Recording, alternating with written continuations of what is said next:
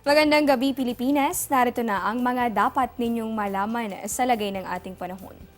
Isang sama ng panahon ang ating patuloy na binabantayan sa loob ng ating boundary. Ito po yung low pressure area na kaninang alas 4 ng hapon hulupiyang namataan sa layong 815 kilometers silangan ng Calayan Island sa may probinsya ng Cagayan. Ayon sa Pag-asa, mababa pa rin naman yung tsansang maging ganap itong bagyo, pero patuloy na palalakasin nito yung epekto ng habagat na siya magdadala ng mga pag-ulan. Para nga mas maunawaan natin, itong low pressure area ay isang weather system na may pataas at paloob na pagkilos ng hangin. Dahil nga sa ganitong movement, nagkakaroon ng wind convergence o pagsasalubong ng mga hangin dahilan naman para makabuo ng mga kaulapan na siya nagdadala ng mga pag-ulan. Bukod naman dito sa nasabing low pressure area, atin ding binabantayan sa ngayon itong hanging habagat o southwest monsoon, partikular po yung dominante dito sa may Luzon hanggang dito sa may western section nitong Visayas. Sa mga susunod na oras, inaasahan nating magpapatuloy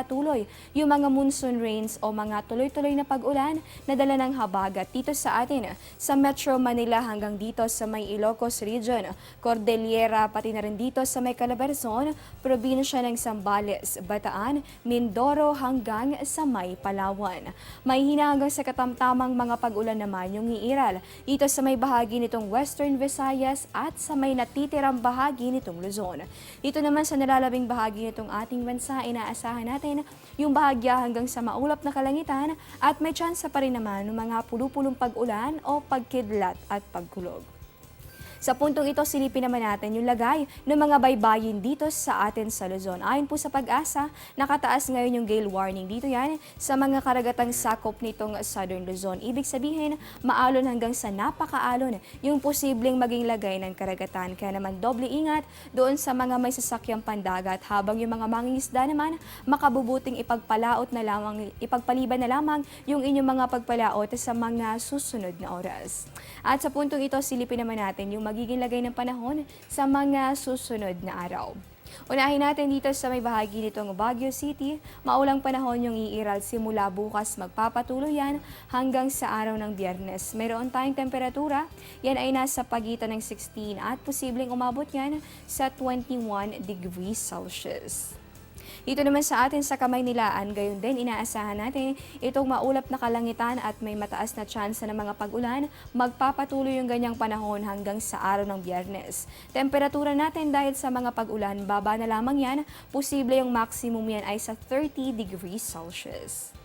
Sa bahagi naman itong Metro Cebu, inaasahan din natin bukas hanggang sa araw ng Huwebes itong pangkalahatang maaliwalas na panahon sa mga mommies. Ilabas na yung mga labada dahil pagsapit itong Biyernes, posible na yung mga pag-ulan. Kaya naman samantalahin nyo yung pangkalahatang maaliwalas na panahon sa mga susunod na 2 araw.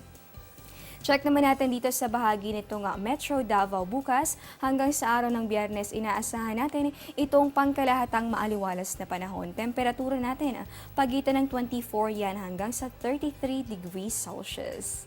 At panghuli na lamang natin sa may bahagi nitong Zamboanga City sa mga kababayan ni Hidilyn Diaz na naghahanda na ng Heroes Welcome sa kanyang pag-uwi dito sa Pilipinas. Pwede nyo namang gawin yan sa susunod na 2 araw dahil pangkalahatang maaliwalas na panahon yung ating inaasahang iiral. Pero pagsapit nitong araw ng Biyernes, maulap na kalangitan itong mamamayani at may tsansa pa rin ng mga pag-ulan. Ang ating temperatura, pagitan ng 25 yan hanggang sa 32 degrees Celsius.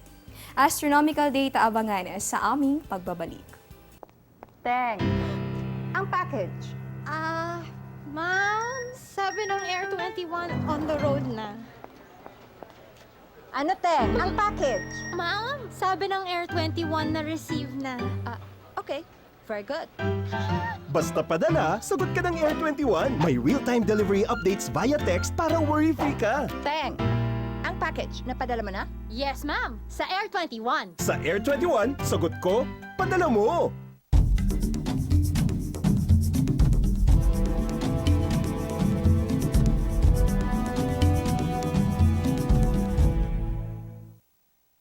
Madalas nating marinig yung mga misyon sa outer space ng NASA o National Aeronautics and Space Administration na pinapatakbo ng gobyerno ng Amerika. Pero alam mo bang sa kauna-unahang pagkakataon, isang private company ang pinayagan na makapunta sa buwan?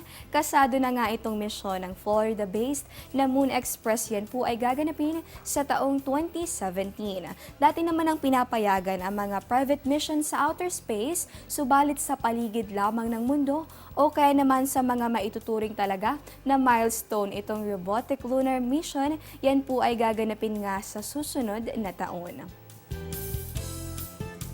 Usapang buwan pa rin tayo, inaasahan natin itong first quarter moon. Sa ganitong phase, kalahati ng buwan yung nakakatanggap ng liwanag mula sa araw. Ang moonrise sa ganitong phase ay kadalasang sa tanghali, habang ang moonset naman ay during midnight.